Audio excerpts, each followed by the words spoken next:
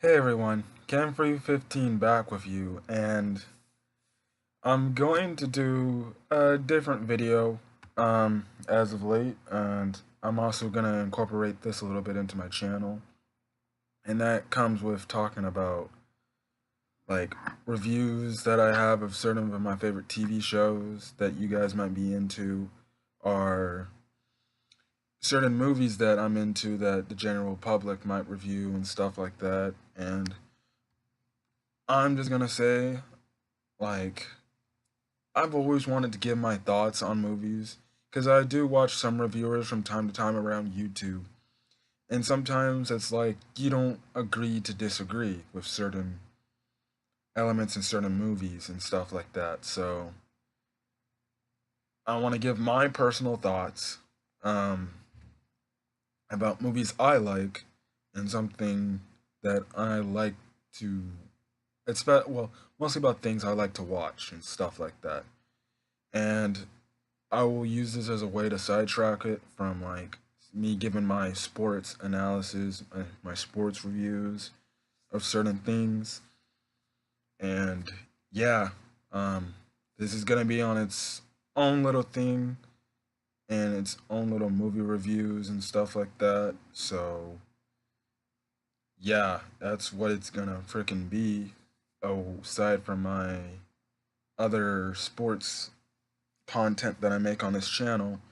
And I just basically want to say, for a quick update also before I get the review started, um, I will probably do a Chicago Bears draft analysis since they're my favorite football team, and then I'll probably do a season ending recap of the Los Angeles Clippers season since they are my favorite basketball team.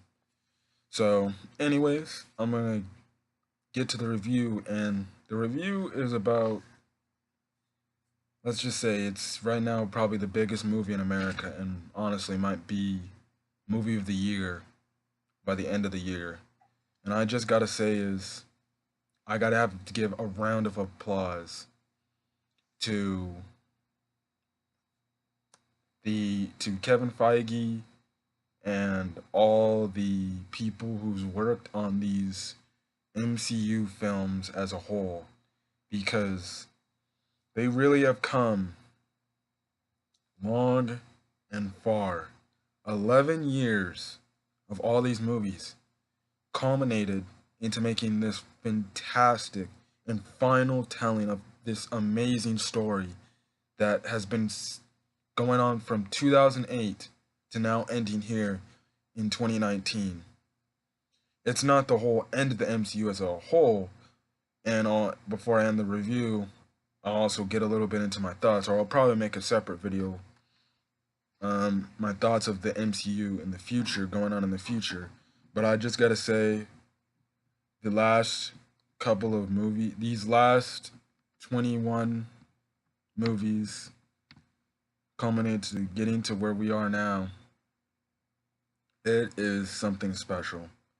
And I just have to give my round of applause to Marvel, mostly Marvel. And like I said, Kevin Feige and all this stuff for keeping it going for 11 plus years of telling this one story because it's insane that this one story continued over a span of 11 years. Because usually, movies, if you're trying to do a cinematic universe, it really doesn't work most of the time. But the fact that Marvel did it 11 years straight, they did it. And I don't care what anyone says, and I guarantee you almost everyone can agree that the Marvel Cinematic Universe is the best cinematic movie universe or cinematic filming universe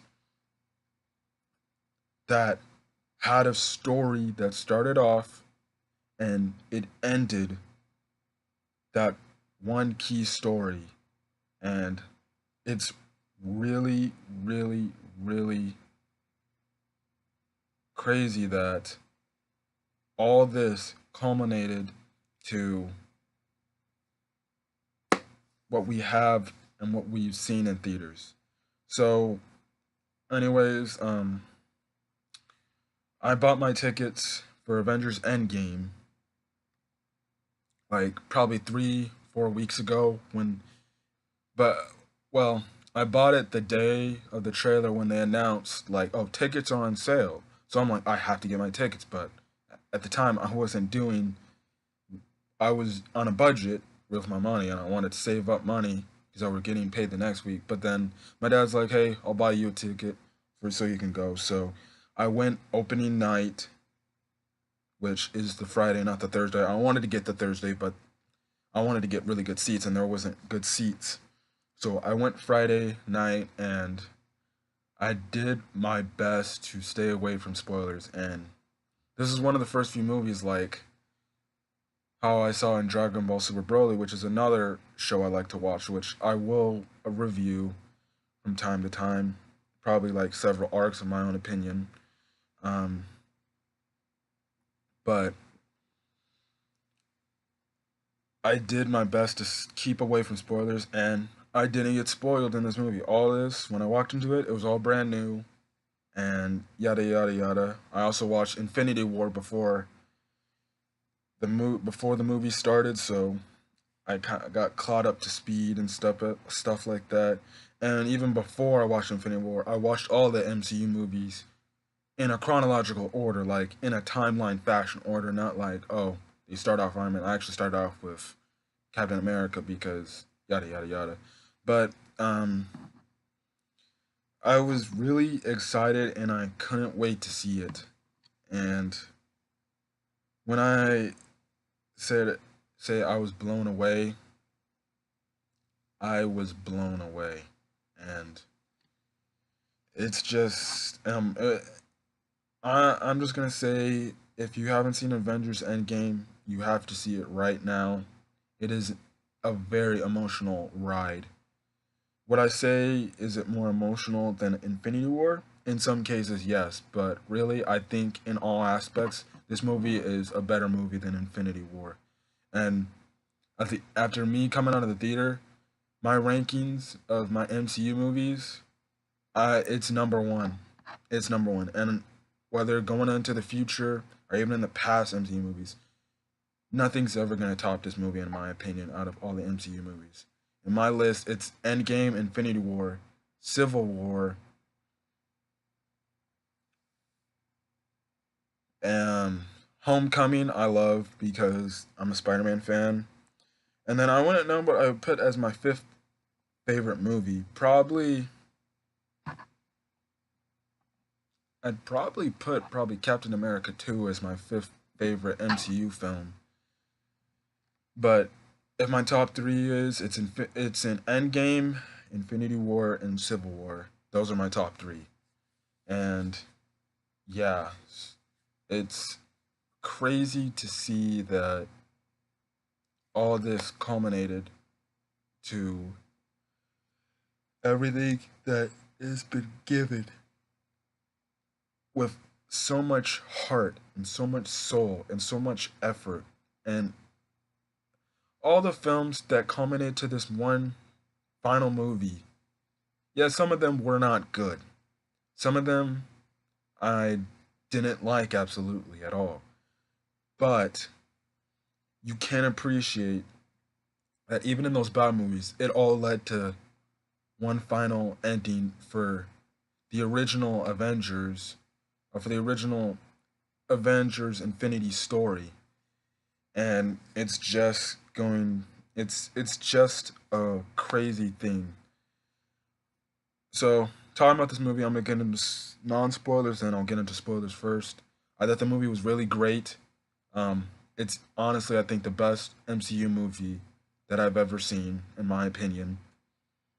Um, the visuals were great. It was an amazing, gorgeous movie to look at, and it's just really, really stunning to see all this and everything that was good.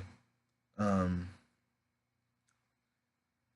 it there's really nothing I have to say about the non-spoiler section. The non-spoiler, it's like I'm trying to keep it without saying anything, but really, it's just a movie to go see. Um, if I just have no words, I just have no words, honestly, no words. So I know it's a little short of a non-spoiler review, but I had my fun. I had fun watching this movie. I had a blast in this movie, and I'm gonna go see this movie probably two more times, maybe three more times. Um, so yeah, but I do know I'm definitely seeing this movie next week. I'm definitely seeing this movie next week because it's that type of movie where you have to go. You honestly, you have to go see two, three times because it's that good. So, anyways, going from non spoiler to the spoiler review, I'm gonna give the deets. I'm gonna try not to spoil everything, but major important parts. And yeah, so basically, the movie takes place a few days after the end of Infinity War, after we all know Thanos snapped his fingers and stuff like that. But really, the movie starts off with Hawkeye's family. And what is it? Starts off with Hawkeye, as you saw in the trailer, teaching his daughter how to shoot a bow and an arrow and stuff like that. So they were just out. So him and his family were out eating like lunch and stuff like that. Like they were probably making hot dogs or a burger. And all of a sudden, Hawkeye's wife tells him like, "Okay, guys, it's time to eat." So what's his face? Hawkeye tells her daughter like, "Go get ready" and stuff like that. Or he goes to go call his daughter really, and then you turn, she's not there because before that she walked to go get the arrow from the sun, from the like air the shot the sign that had all the dots and stuff like that. So she shoots the arrow and does that, and then what is it? Hawkeye turns around, and all you see is the ash flying in the air, and you're like, "Oh my goodness!" He turns back to look at his family. His two sons and his wife are gone, and that's when it cuts. That's when it cuts to the next part of the story, where it shows Iron Man and Nebula basically on the Guardian's ship, just basically floating in space. And basically, Iron Man, through his mask, gives like, and like, we're only like a day, we only have like a day left of air and food and oxygen and water and stuff like that. We had some fuel, but when the fuel ran out, we're just now floating in space. So basically, it goes to montages of them trying to fix the ship and them having real fun. And there was this one funny interactive scene where they were playing football. And I will just say, Nebula, I actually started to like her a lot in after this movie. And I can devoutly say that Nebula is actually one of my favorite characters in MCU because she goes a long way from being a character that was, oh, working for Thanos. I'm trying to impress him so much. So now she is a good guy, essentially in this movie, and it's she her role plays a big part of this movie. Her role does play a big part of this movie and stuff like that. So, anyways, after getting done playing Claver football, and after done, and Tony gives his message, he basically lays down, and Nebula later puts him in a chair to sleep because she probably figures like, oh, his time is almost up, and he's probably about to like die. So all of a sudden, a few minutes later, there's this light shining on Tony's face. He later wakes up to it, and is later revealed to be Captain Marvel. So Captain Marvel finds Tony and Nebula, brings them back to the Avengers base. Um, so Tony and Nebula get off the ship. Nebula and Rocket, like in the trailer, were holding hands when they saw each other, and then um, Tony and Cap see each other for the first time, and Tony tells Cap like, "Hey, I lost the kid," and stuff like that.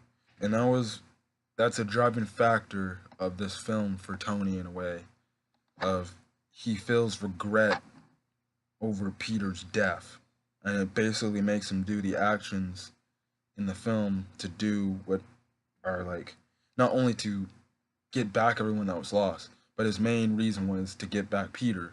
And I thought it was a good story because we all saw how way back in Civil War he finds Peter and he's like, he's just a kid who doesn't understand things, and he even goes into Spider-Man Homecoming, where he's like, tells him like as a father figure, like you don't get like this, and even a little bit in Infinity War where he's like, yeah, I don't know what you're doing here when he eventually snuck up on the ship. So later in the movie will fuel Iron Man to do or Tony to do what he's got to do because he feels guilty over it, and when basically all the others are asking him like, hey, what do you know that we can do to hopefully do that? And Tony's basically, because in the scene he's like looks like really skinny, he looks probably like mentally unstable at the point because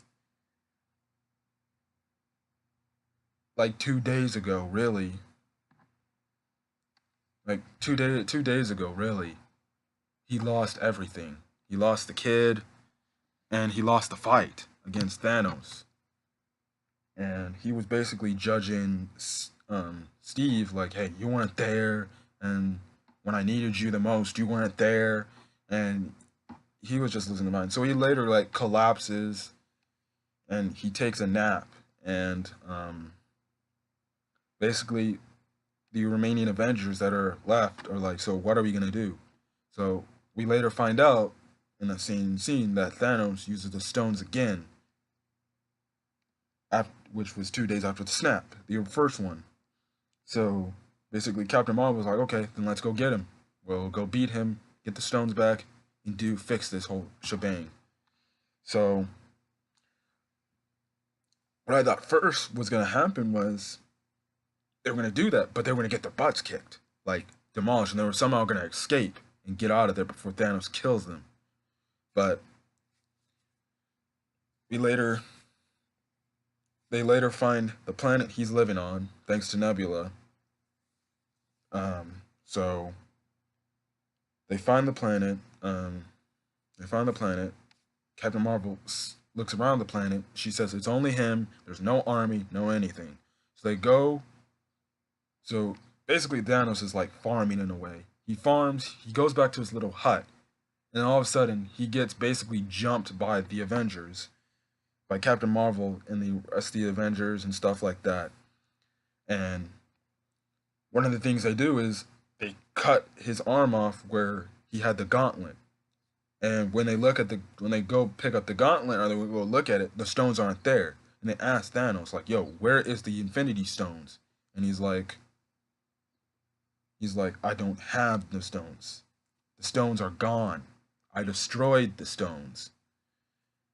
And at first they didn't believe him, but Nebula later tells him like, "Hey, out of all the things my father is, he's a bad dude and he's a pretty messed up individual.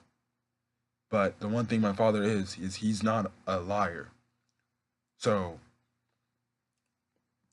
they realize that I did not see this coming at all.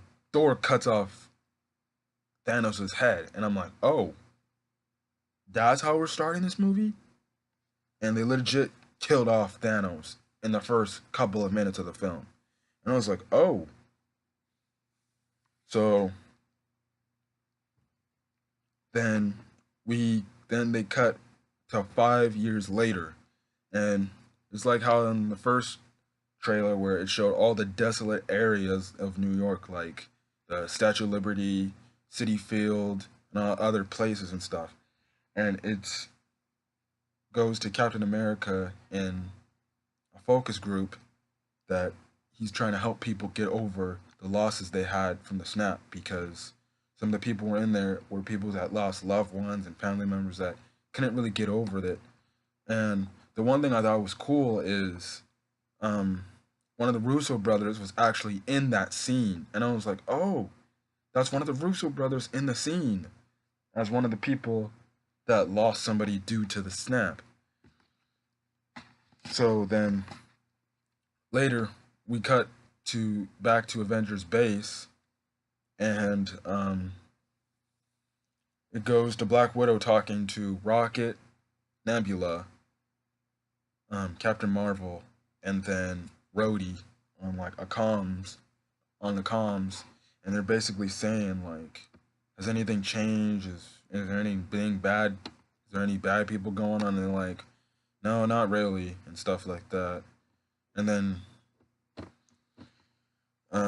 Black Widow kind of asked Carol like, when's the next time you're gonna be back here? And um, Captain Marvel's like, excuse me, I'm not gonna be here for a while. If not, you might never see me again, unless there's a real reason to why I'm gonna be here. Because there, there's other, Earth isn't going through the same problems you guys are going through.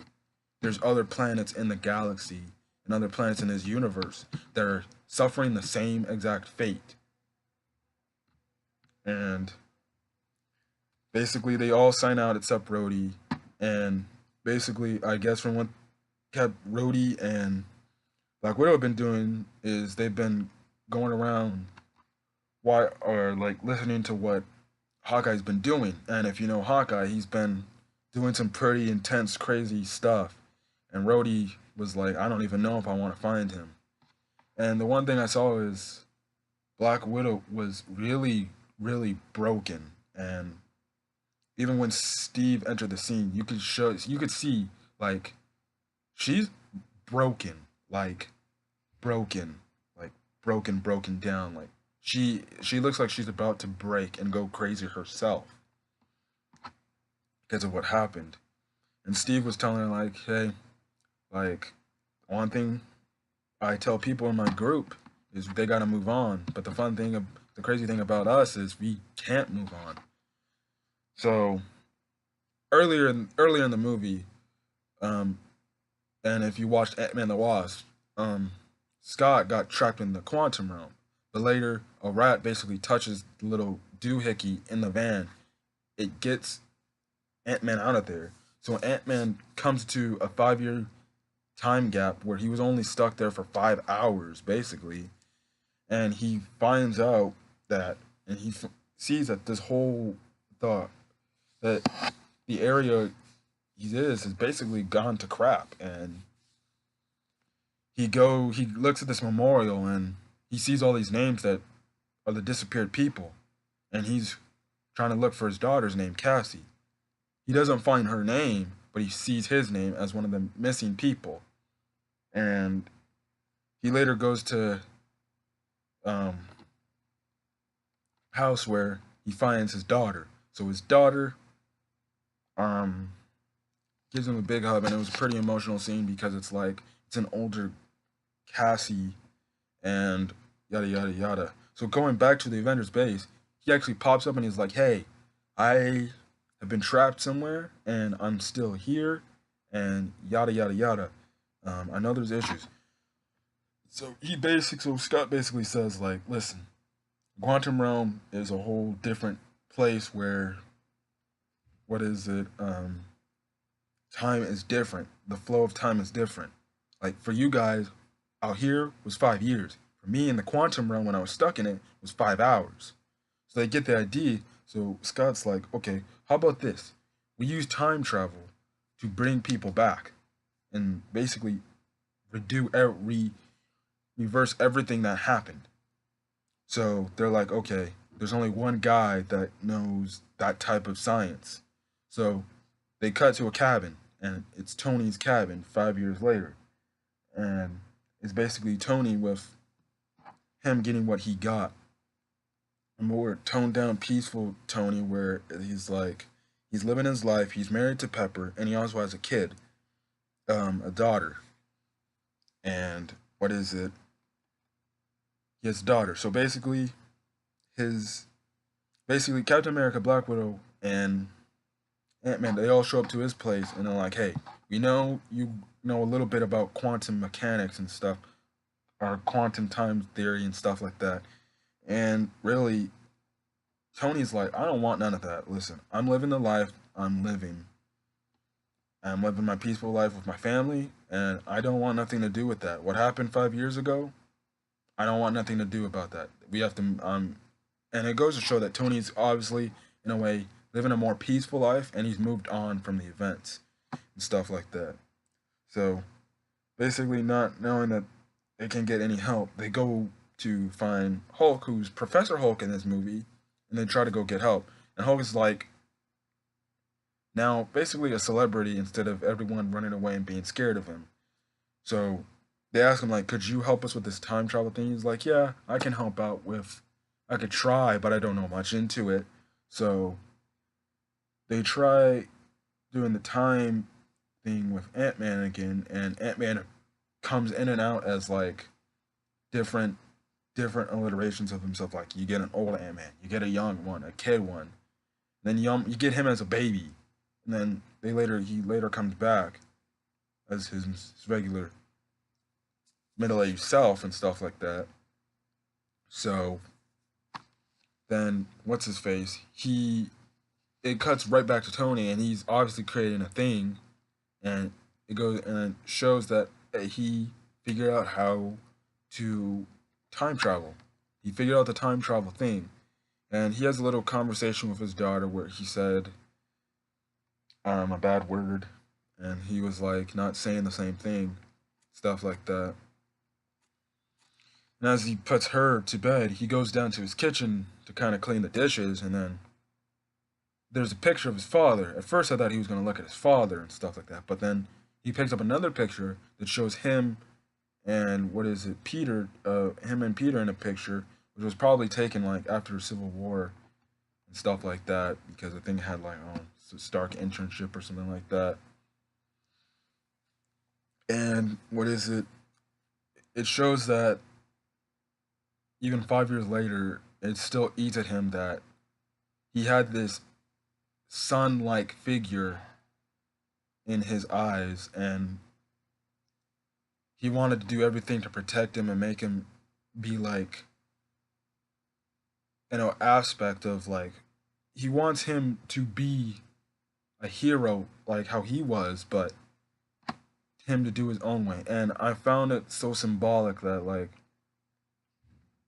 technically Peter was his like first kid in a way. And I know it's like he has a daughter, his own like flesh and blood daughter, but Peter was his first kid that he taught. He taught some things. He mentored. He what's his face? He said like on Spider-Man Homecoming, he took something valuable to him in order for him to grow up to be a better person and to understand. And it just aided him that like it showed that it at the end of the reason why Tony got back in the fight was because he wants to save Peter. And I loved the whole dynamic of I as a whole I love the whole Iron Man Spider Man dynamic because it's like a father son relationship. And yeah, so he talks to Pepper later, and Pepper's like, my entire life, I haven't tried to stop you doing anything. I tried to make you stop, but you never did. So he later goes back to the compound and tells Cap or Steve, like, hey, I figured out the time travel thing. I'm here to help. So let's figure this thing out. Let's make a plan, and yada, yada, yada. So they do that, and basically they call all the people back. So they call Rhodey, Nebula, and Rocket back to the Avengers base on Earth so they can explain the plan. And the one thing um, they do is they have to go get Thor. So this was probably one of the funniest scenes in the movie. So when Hulk and Rocket go get Thor, you'll find out Thor's been in some pretty bad days. He's a alcoholic. He's got a beer belly, and yeah, he's just a dude that just sits up in his house, plays Fortnite all day long, with no care in the world, no care in the world, because he lost everything, and it really goes to span over his movies. Even though really, and it really starts with the second one. Even though, other than the third Thor movie, none of them were pretty interesting. But it goes to show in his arc where it's like he's lost everything in each movie. He lost his mom in the second movie. He lost Jane Foster, his girlfriend, in a period between Age of Ultron and yada yada yada, and his Ragnarok film. He lost his home in Asgard because of Ragnarok, and then Thanos basically took his entire, well, not all of them, but he took his people, some of his people, and yeah, so it's you see that because when um Bruce is like, "Hey, we found a way to possibly reverse the effects of what Thanos did," and Thor is like, "Don't say that name," because in a way, this could have all been prevented if he had went for the head, and that's what on the beginning movie he cut his head off because he went for the head, and he knows that if he probably went for the head, none of this would have never happened. There's like, it's funny because there's many in Infinity War. There's many reasons where it could have prevented anything that happened in this movie. Star Lord could have not got upset about the Gamora death, and what's his face, and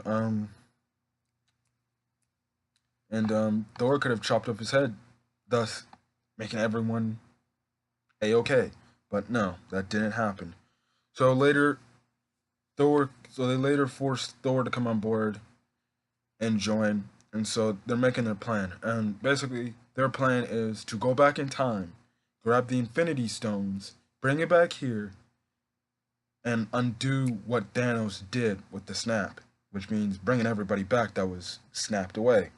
So what they do is they formulate where the Infinity Stones are at, and they're like, hey, when we fought Loki and his army, there were 3 Infinity Stones at one point in that time. So we can send a team to go back to 2012, get those Infinity Stones, bring them back.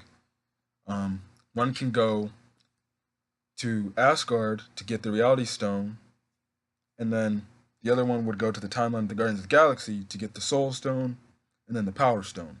They split into 3 teams, and I'm gonna go by each scenario first. So I'm gonna probably go by my favorite parts, but I'm just gonna go in order. So in the 2012 situation, Ant-Man, Captain America, Iron Man, and Hulk, they all go to the 2012 Avengers film where they go get it. So Hulk goes to go get the Time Stone, and then while Ant-Man or Scott, Steve, and Tony all go get the 3 remaining stones. So the Mind Stone was in the scepter with Loki. They had to get the Tesseract, which had the Space Stone, and then Hulk went to go get the Time Stone. I'm gonna get to Hulk first. So basically, Hulk goes to the Sanctum looking for Doctor Strange, and the Ancient One was there saying like, Doctor Strange ain't here. You're 5 years too early. So she does the whole how in Doctor Strange he taps like the soul out of the body of a real person, and what happens is that basically through that whole scene, Bruce is trying to tell the Ancient One like, "Hey, we need your Time Stone," but the Ancient One's like, you can't do that. You can take the Time Stone, because if I let you do it, you're gonna mess up my timeline, and my timeline's only gonna get worse because of it. Because the Infinity Stones are the ones that deal with the reality of the time and space, and really fix deals with the time here. So later, Hulk says, okay, then how about this? We take a stone, we put that stone back where we originally got it. And even though it was a convincing thing, the Ancient One's like, no, I'm not gonna let that happen. But then Stark's, but then not Stark. Hulk is like, listen, Strange told us, Strange gave the Time Stone to Thanos willingly and stuff like that, and the Ancient One's like, oh, he did that? He's like, and she thinks like, Strange must have saw something that I'm yet to see, or be, he must have plans. There must be something going on that there's a reason to why. So she later hands the Time Stone to Hulk, and Hulk basically says, I promise you, we'll bring back all the Infinity Stones in the rightful places, stuff like that.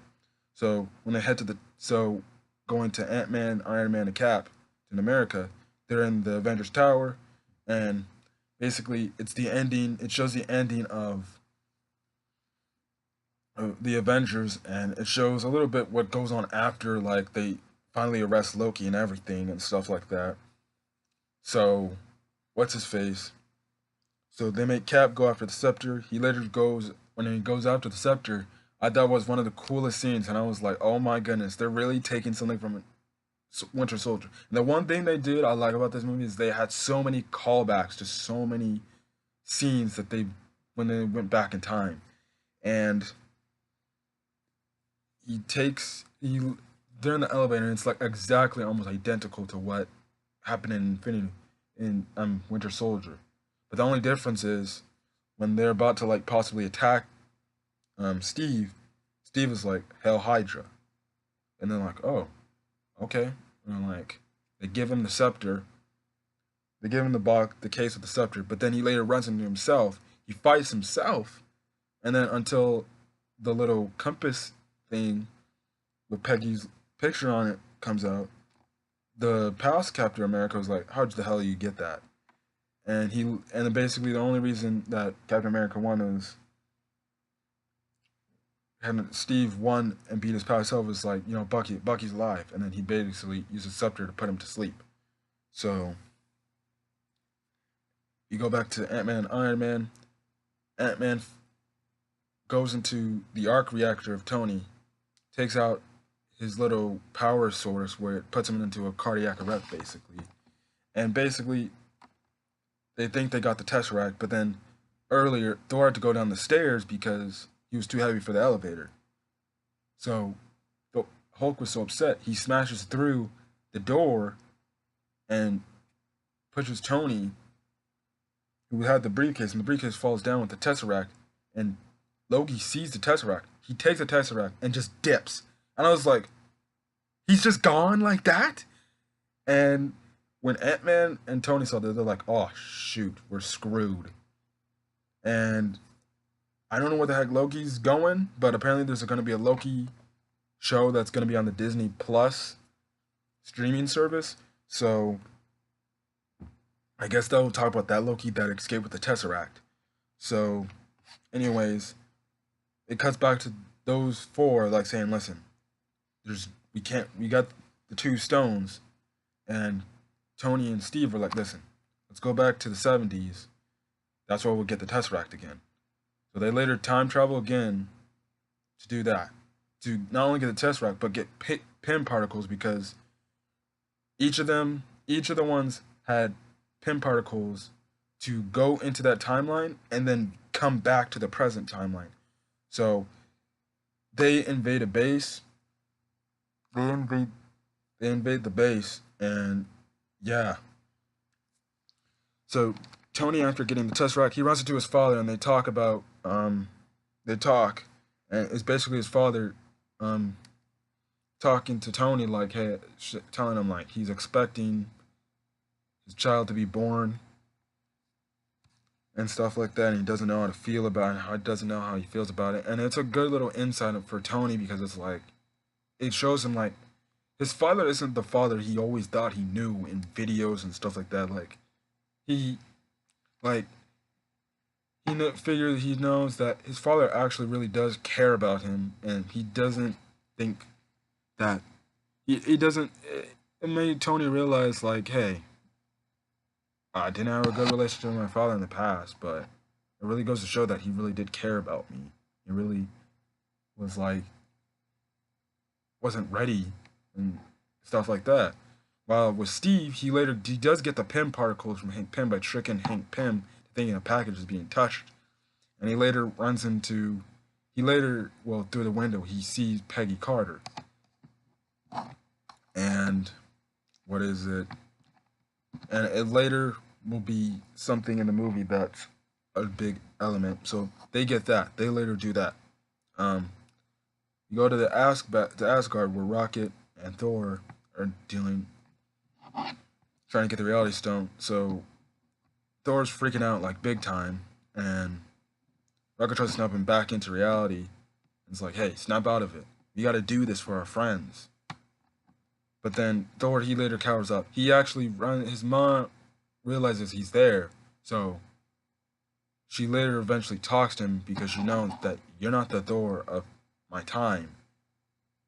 You look like a Thor that's seen some stuff and you're going through some pain. And they have a talk and yada yada. And Rocket later gets the ether from Jane, which they get the Reality Stone, and basically they do that.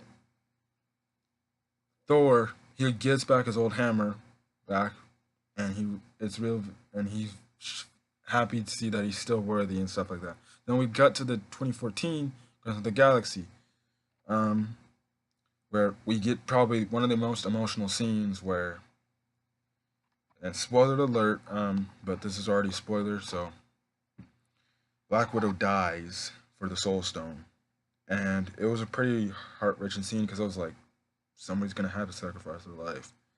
And basically, the whole thing behind that was Black Widow was telling Hawkeye, like, listen, I need to die because you can go back to the present day, and you get your family. I have nobody. I can't have a kid. I have nobody. I'm just all alone, really. My family is you guys, really. Other than that, it's it.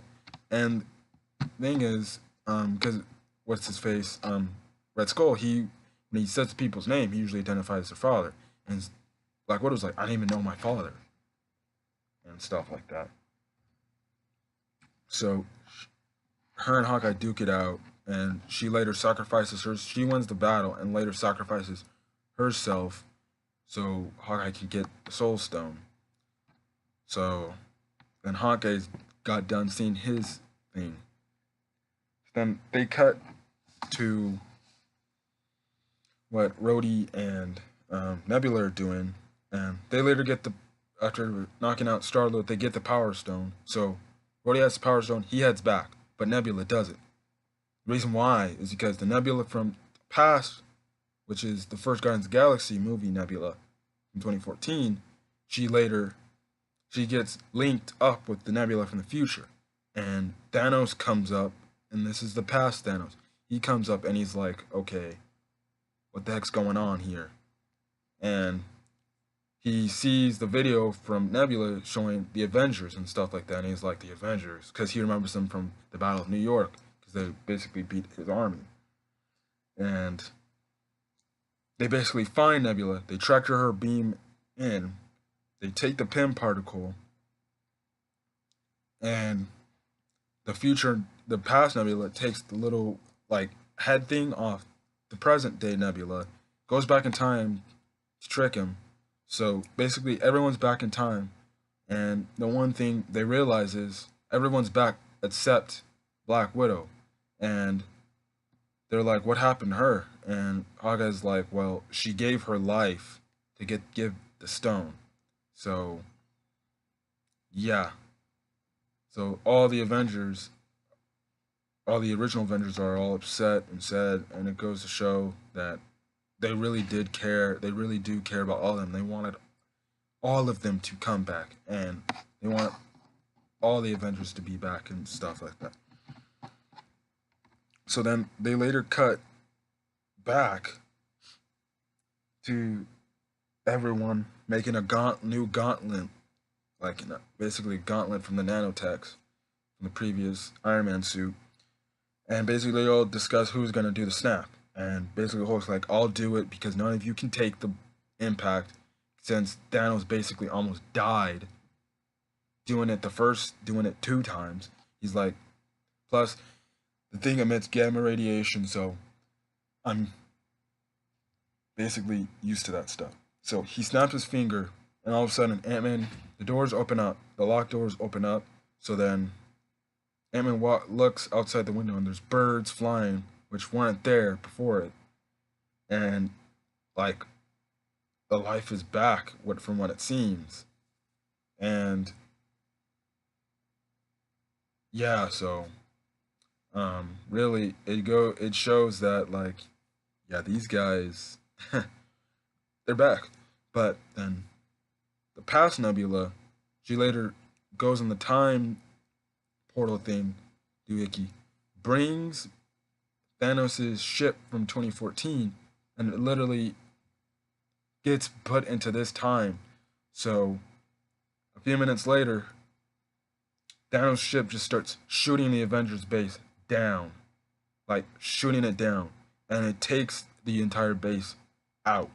Everyone's like all trapped and recovering. Like, okay, here we go. So then Thanos goes outside and he's like, and Nebula runs into him. The old one, it's like, listen, what do you want me to do? And she's like, and Thanos is like, whatever. He's basically like, go find the gauntlet and give me the stone, get me the stones. He's like, and she's like, what are you gonna do here? He's like, I'm just gonna wait. So basically, Hulk, Rhodey, and Rocket are all trapped, and they're about to drown. So Ant-Man later finds out that they're about to drown, so he goes on their way to go help them. Um, Hawkeye, he's in like some kind of little sewer cellar thing where where some of the crazy dog monster things or dog Chitauri things, whatever. They're like after him, so he runs off and gets out of there. Well, Captain America, Thor, and Iron Man all see Thanos just sitting down from a ledge, and they basically go fight him. And that fight was crazy. It was crazy, crazy, crazy. So all in all, so on this effort, it's just crazy. And then there's one part in the scene where I got super turned up, and that's when Thanos has the Stormbreaker, and he's like sticking it into Thor. And then all of a sudden, it cuts to Thor's old hammer, and it's shaking, and then it flies to Captain America. And I saw that, I was like, oh, oh, and I never had, and and all the reviews I've been watching, people saying like it was a pretty obvious thing that I could see coming, but I didn't see coming. And I'm like, oh my goodness, he's holding the hammer, and he's like doing the spin thing, and he's doing the thunder stuff, and it's like he's 1-in-1 using the shield and the hammer, and I thought it was one of the coolest things ever, and it was really impressive. Um, Later, Thanos overpowers him. He literally breaks his shield. He's starting to break his shield with his little sword, dual-weighted sword thing. But then it later cuts to a thing where he gets up, and then all of a sudden, Thanos brings out his entire army. And there was this one scene where there's one faraway cutaway scene where it shows where it shows where it shows Captain America just standing alone with the army in the background, and it was one of the coolest looking faraway shots I have seen in any movie. In any movie I've seen, that was one of the coolest looking shots. If I could have taken a picture of that in HD, or if that was my screensaver on my laptop, that's my screensaver. If there's an HD photo out there of that, I would definitely, and that would be like I would love that as a poster too, because that would be a wicked cool poster. So then it looks like Captain America's about to do this stuff, and I thought he was gonna get the typical line where he's like, "I can do this all day," and stuff like that. I thought he was gonna say that, but all of a sudden, out of his little ear, or his little Bluetooth, he hears Sam, and Sam's like, "On your left, look to your left," and all of a sudden, this portal starts opening one of Doctor Strange's portal, and everyone starts coming back. And I'm be kid you not, when I saw this scene, I started crying. I really started crying because I'm like, these guys came back and they're here to help, and it's I was crying. And when Spider-Man even popped in, because Spider-Man's my favorite superhero, he popped in. I just started crying because I'm like, they're back, they're back, they're gonna do this, they're back. So I had to wipe my tears, and there's this big war going on, this big war, and it's just going crazy, crazy, crazy. And when, and also going on from the fact that there's also an like hot potato with the Infinity Gauntlet to keep it away from Thanos to get it back to the van so they could put it in back the Infinity Stones back in time. So they do that. So they're cutting into that, and one thing is majority of the thing is it got passed from Hawkeye to Black Panther to Spider-Man, which Spider-Man had probably the most of the thing holding the gauntlet, which I love the most because it goes to show like even though Captain Marvel may look like she's going to be the leader of the next Avengers, it goes to show that Spider-Man / Peter Parker is the future. And yeah, but earlier in that, when Peter comes back, him and Iron Man later have a hug, and it was a really emotional hug because it's like he got back what he lost for Tony, and he felt good. And it took me back to like the homecoming scene when he opens the door, and Peter thinks he can hug him, and Tony's like, no, no, no, we're not there yet for a hug. And the fact that Tony's like, I got you back, and he hugs him, it was like he finally acknowledged him like as something he truly does care about. And I loved the scene. So later, Captain Marvel comes up, and after basically Thanos is getting destroyed by Scarlet Witch because of what he did to Vision, he's getting destroyed. So Thanos like level the playing ground. I don't care about my man getting attacked. So they level the playing ground. All the cannons start shooting down at the ground, and everyone's getting messed up. Then the cannons start shooting up in the air, and I'm like, what the heck? Then it take me to realize like, no, that's Captain Marvel. That's Captain Marvel. So she flies in, destroys the ship. Um, Flies in, destroys the ship, and basically gets the Infinity Gauntlet from Spider-Man, from Peter. She tries to go through the entire army, which she has help from the other female characters in it. So she gets the help from them. She actually runs into Thanos. They fight for a bit, and there's this one part in the fight where Thanos headbutts her. Nothing. She looks at him like, "Yeah, you tried, brother. You tried." And he later takes out the Power Stone from the gauntlet, punches her, knocks her out. He puts it back in, and it looks like he's about to start snapping again. So then everyone's then Captain America, Thor, and Iron Man, they all try to stop him from snapping his fingers. They do that. They do it to the best of their abilities, but they all get thrown around. And earlier in the battle, Iron Man runs into Doctor Strange saying, "Is this the win we win?" And Doctor Strange is like, "If I tell you, we don't win, because that's how time. If you understand what's going to happen in the future, of course it's not going to happen because you can make some wrong move doing it." So it cuts Thanos looking like he's won the fight, and it shows um,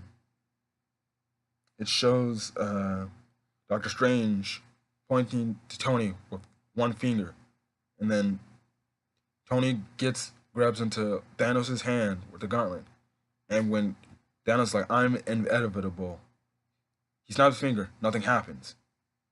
Then it pans back to Iron Man, and he shows him with all the Infinity Stones.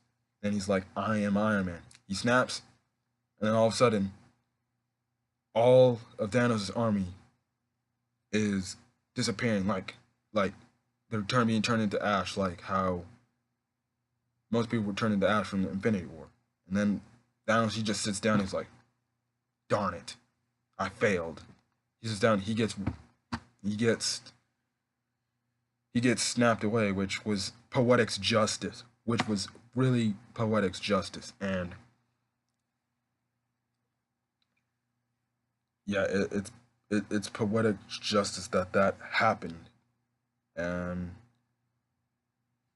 yeah, so basically,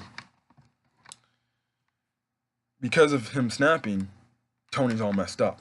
So Rhodey lays Tony up on this little thing, and Tony looks like he's out of it. And I'm like, I don't want this to happen, but I think it's happening. Peter later comes up and he's like, "Hey, we won, dude." But then Pepper like pushes him away. He's like, "Listen, you've done your deed." And she later tells him, like, "Look at her." Pepper later tells Tony because Pepper actually she was in her own army, which is the rescuer armor.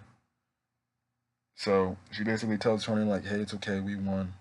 We're gonna be okay," which was a reference to her and her daughter, her and their daughter. He's like, "You can rest now." So he later his little arc reactor thing just turns off and he's dead. So Iron Man died. So it later cuts to his funeral and it has everyone from basically all the movies, MCU movies there mourning over his death. And um later later in that scene along they what is it?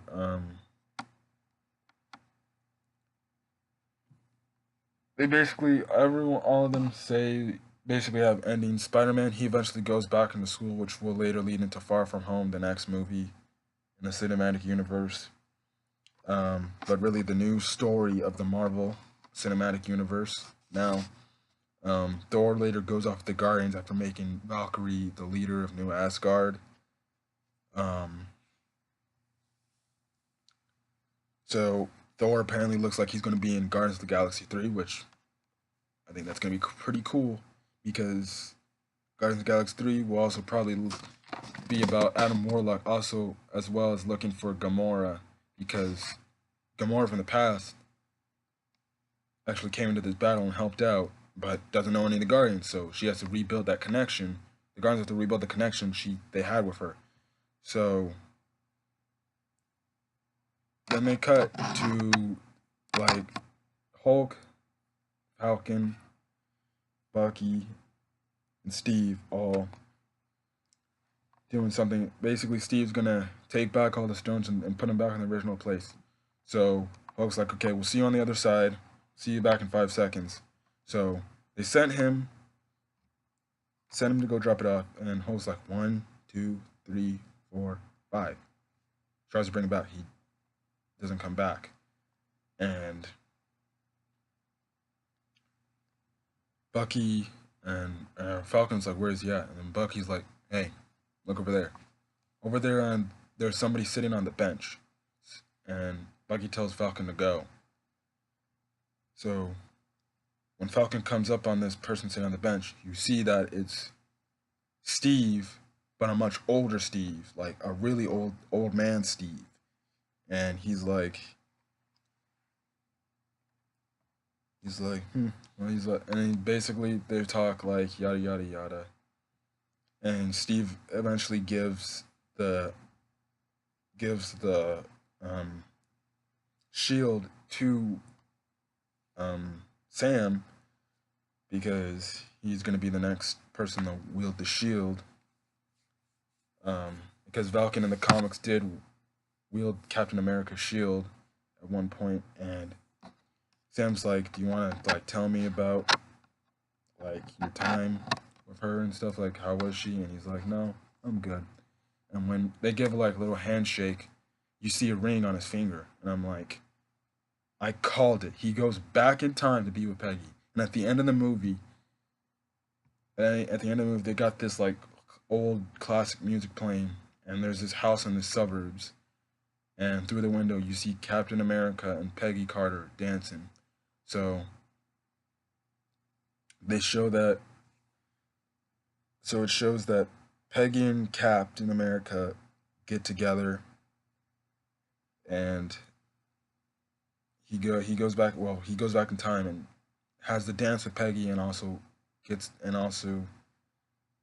marries Peggy in the future, in the past, and he got his story. He got his story, and that's when the movie ended. And my take on that, and a lot of people have been saying about that take is, and when I talk to one of my friends, it's like it's so heartwarming to see that Captain America, when he was first introduced, he was just a random dude. He gets the power, and like at his demise, he's basically like, "I'll promise I'll make the date," but he really never does. Because 7 years later, he gets taken out of the ice, and realize that Captain America, and you can tie it in and lean to Tony's where they've been going through the most pain and most suffering. I would say Tony's been through the most suffering, and Cap's been through the most pain of like he hasn't had anybody he's known from the past really. Like he never got to go out on that date with Peggy, that dance with Peggy. He never got to be with her truly. He never got to be with the woman he loved. And I thought it was really bittersweet that he's like, listen, I took advice. I'm taking my advice from Tony when he told me when am I gonna finally settle down and live a peaceful life.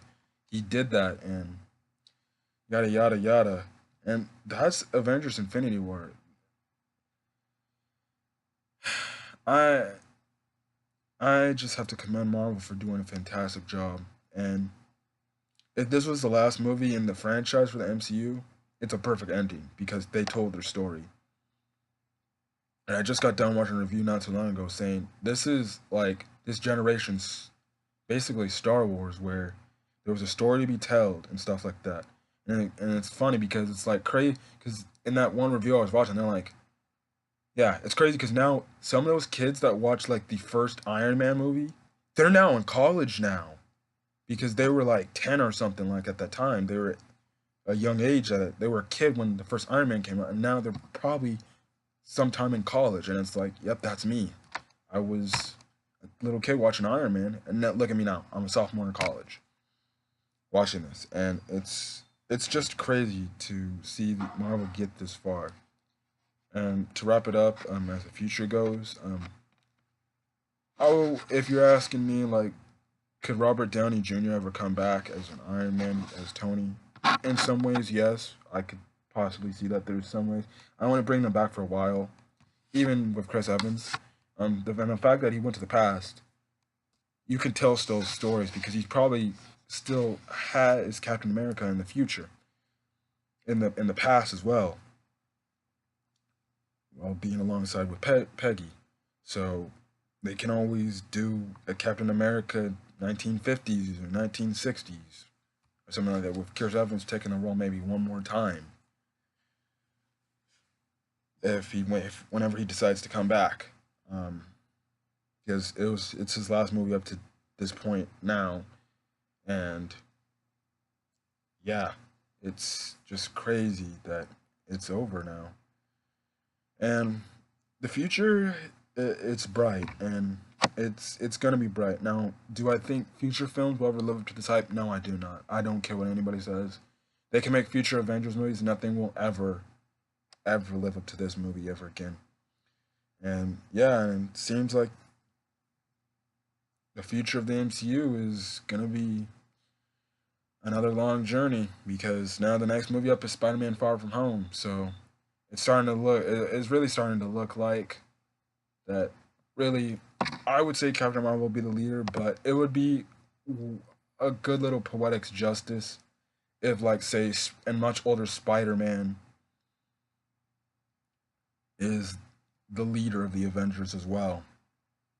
And one of the things and I'll probably make a video like the future of the MCU and stuff like that, and what things I would like to see going on into the future. But I know one thing I would like to see is I would love to see Iron Man's daughter become a hero. And I would think that one of the coolest things is she interacts with Spider Man because Spider Man can give her the insight of like mentoring her like her father. But I would say like a much older Spider Man, like in his like 25s when he's older and he's already like a really proven Avenger and stuff like that. And he's like teaches her the life lessons. Like, say, what if we get a Iron Tony's daughter's like her own standalone movie where, oh yeah, Spider-Man this time he's the mentor like figure to Iron Man's daughter. I think that would be pretty cool. And I thought back on the funeral scene that Peter would actually interact with the daughter, be like, "Hey, my name's Peter. I was a friend. Your father like mentored me and stuff like that." And I would love to see like a much older Tom Holland be like a mentor like figure to Iron Man's daughter, like how Tony was mentoring Spider Man, and it'd be like a little. It'd be cool because it'd be like a little family thing going on, stuff like that. Like maybe we could see that in her own movie, or maybe we can see her in an Iron Man costume or an Iron suit in a future Avengers film, or who knows? Maybe we can see a future her the future daughter of Tony, possibly in maybe the third Spider-Man movie, where like she comes in and aids him. But then again, it could take away from him his own movie and stuff like that. So as a whole, it's just a really really fun event. It's a joyride, and if I were you, I'd see this movie in a heartbeat, because the this movie is it really is something special to behold.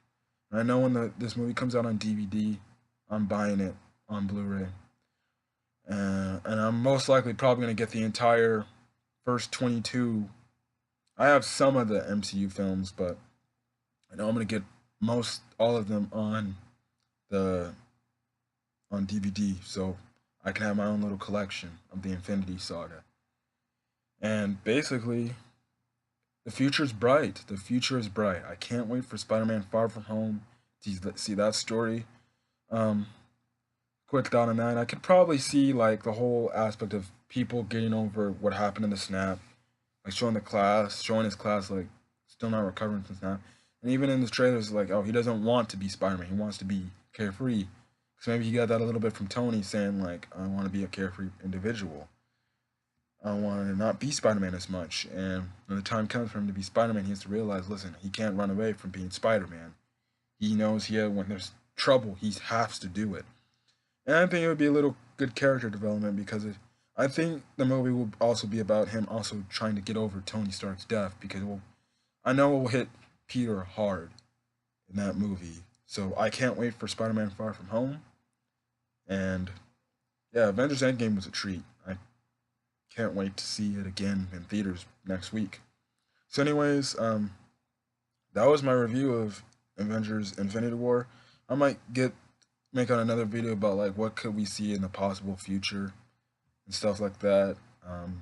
But yeah, but other than that, I don't think my next movie review will be till probably Detective Pikachu, which is a franchise, the Pokemon franchise that I'm into and stuff like that.